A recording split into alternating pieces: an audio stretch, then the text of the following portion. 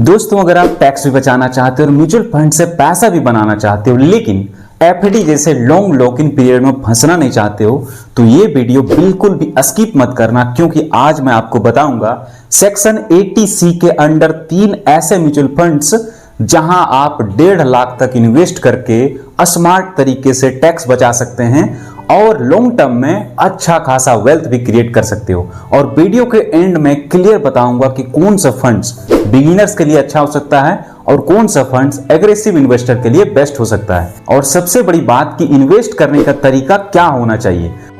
तो नमस्कार दोस्तों, स्वागत है आपका अपने चैनल पर। मैं हूं आपका दोस्त अशोक। यहां हम सिंपल हिंदी में म्यूचुअल फंड, एसआईपी और पर्सनल फाइनेंस को समझाते हैं ताकि आप टैक्स भी बचा सको और साथ ही साथ पैसा भी बना सको लॉन्ग टर्म में।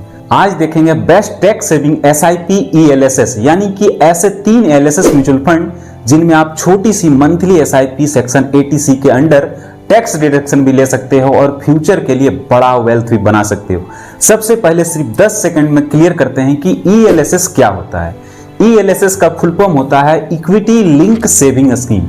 ये एक इक्विटी म्यूचुअल फंड है जिसमें 2 बड़े फायदे मिलते हैं। पहला, सेक्शन 80C के अंडर 1.5 लाख तक का टैक्स डिडक्शन, और दूसरा सबसे बड़ा फायदा कि सिर्फ 3 साल का ही लॉक इन पीरियड होता है। मतलब टैक्स सेविंग एफडी जैसे 5 साल तक आपको पैसा लॉक इन में नहीं रखना पड़ता है, सिर्फ 3 साल ही रखना होगा। और लॉक इन नाम सुन के कई लोग बहुत ज्यादा डर जाते हैं, लेकिन सच यह है कि इसी लॉक इन की वजह से लॉन्ग टर्म में रियल वेल्थ क्रिएट होती है। अब आते हैं आज के 3 ईएलएसएस म्यूचुअल फंड्स पर। सबसे पहला फंड बिगिनर्स के लिए एसबीआई ईएलएसएस फंड। एसबीआई एक ऐसा ट्रस्टेड ब्रांड है जहां पर हर बिगिनर्स के लिए, इन्वेस्टर के लिए कंफर्टेबल ऑप्शन एक तरह से बनता है।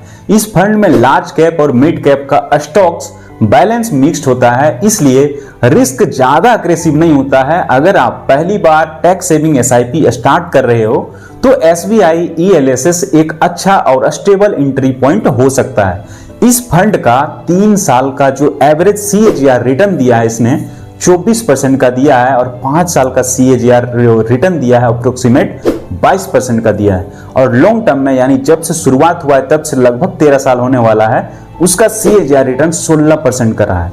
एग्जाम्पल के लिए, अगर किसी ने इस फंड में 1.5 लाख रुपए इन्वेस्ट किया होता तो पास्ट में परफॉर्मेंस के बेसिस पर 3 साल का वैल्यू अराउंड 2.8 लाख बन जाता और 5 साल में लगभग 4 लाख बन जाता, और लॉन्ग टर्म में लगभग 10 लाख के आसपास बनता, यानी कि जब से शुरुआत हुआ है तब से।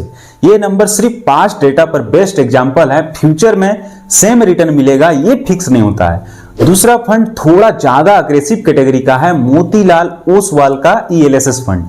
इस फंड का इन्वेस्टमेंट स्टाइल फोकस्ड होता है, यानी कि कम कंपनीज के स्टॉक्स में यह हाई कन्विक्शन के साथ इन्वेस्टमेंट करता है। इसका मतलब रिटर्न का पोटेंशियल ज्यादा होता है लेकिन वोलेटिलिटी भी ज्यादा होती है। यह फंड उन इन्वेस्टर के लिए सुटेबल होता है जो मार्केट के अप्स डाउन को समझ पाते हैं और मेंटली हैंडल कर पाएंगे, और कम से कम एटलीस्ट 8 से 10 साल तक वो पेशेंस के साथ रख सकते हैं अपना पैसा को। इस फंड का 3 साल का जो सीएजीआर अप्रोक्सीमेट 22% का रिटर्न है, और 5 साल का सीएजीआर भी लगभग 22% का है। और सिंस इंसेप्शन, जब से लॉन्च हुआ यानी तब से 11 साल होने वाला है, तब से रिटर्न 17% दिया है। 5 डेटा के हिसाब से 1.5 लाख का इन्वेस्टमेंट 3 साल में लगभग 2.5 लाख के प्लस हो जाता, 5 साल में लगभग 4 लाख के आसपास होता, और लॉन्ग टर्म में जब से शुरू हुआ है तब से 1.5 लाख का इन्वेस्टमेंट 8 लाख के आसपास पहुंच जाता। तीसरा फंड सिर्फ उन लोगों के लिए है जो हाई वोलेटिलिटी को हैंडल कर सकते हैं, क्वांट ईएलएसएस फंड। ये फंड अग्रेसिव इन्वेस्टिंग के लिए जाना जाता है। इसमें फास्ट सेक्टर रोटेशन होता है, जैसे कभी कभी फाइनेंस में चल जाता है, कभी आईटी में, कभी किसी और में। जो भी सेक्टर में फंड मैनेजर को अपॉर्चुनिटी दिखता है उस फंड में ये एलोकेशन कर देता है। कभी काफी हाई रिटर्न देता है तो कभी कभी काफी ज्यादा, मतलब शार्प गिर जाता है। इसलिए अगर आप सिर्फ हाईएस्ट रिटर्न देख करके इन्वेस्ट करते हो और 20 से 25% की टेम्पररी गिरावट हैंडल नहीं कर पाते हो तो ये फंड आपके लिए सुटेबल नहीं है। अब सवाल आता है, इन 3 ईएलएसएस फंड्स में इन्वेस्ट कैसे करें।